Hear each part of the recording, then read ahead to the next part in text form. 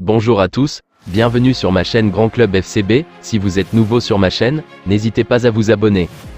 Mais avant de penser au merengue, Dembow a un programme bien précis pour être au top face à la Maison Blanche, comme l'explique Mundo Deportivo. Tout d'abord, il va reprendre l'entraînement collectif la semaine prochaine. En cas de feu vert des médecins, il sera du groupe qui se déplace à San Mamés pour y affronter l'Athletic Bilbao le 12 mars.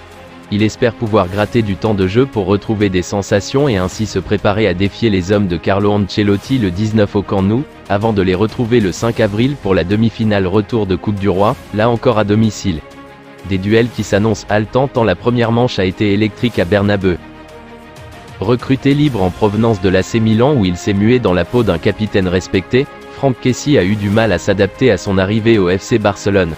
Cantonné au banc tout au long de la première partie de saison, l'Ivoirien de 26 ans renaît de ses cendres suite à la blessure de Sergio Busquets.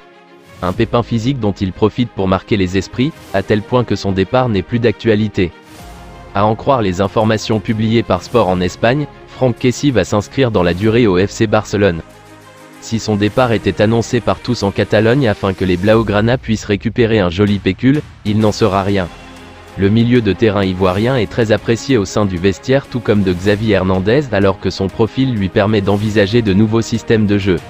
En fin de contrat, le départ éventuel de Sergio Busquets pourrait lui laisser la voie libre alors qu'il devient une option de choix pour son technicien.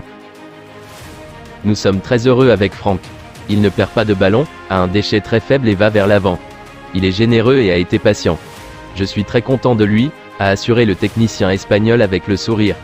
En l'absence de Pedri, 20 ans, 30 matchs et 7 buts toutes compétitions cette saison, blessé, l'ancien joueur de l'AC Milan rend de précieux services dans l'entrejeu du club catalan. Il y a toujours du bruit au Barça. C'est un paquebot. Nous devons gérer le bruit. Nous avons fait beaucoup de choses bien et il y en a d'autres à améliorer. Il y a 2 titres en jeu et c'est le moment de vérité.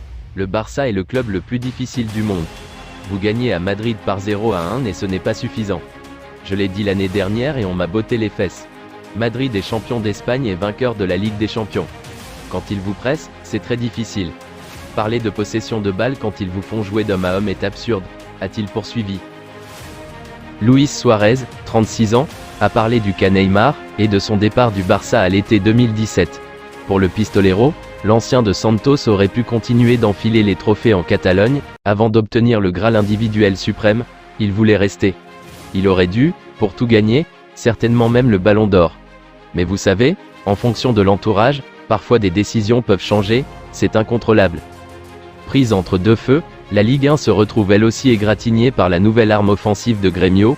S'il devait aller quelque part, c'était certainement en Angleterre, à Manchester City par exemple. Là où on joue le meilleur football.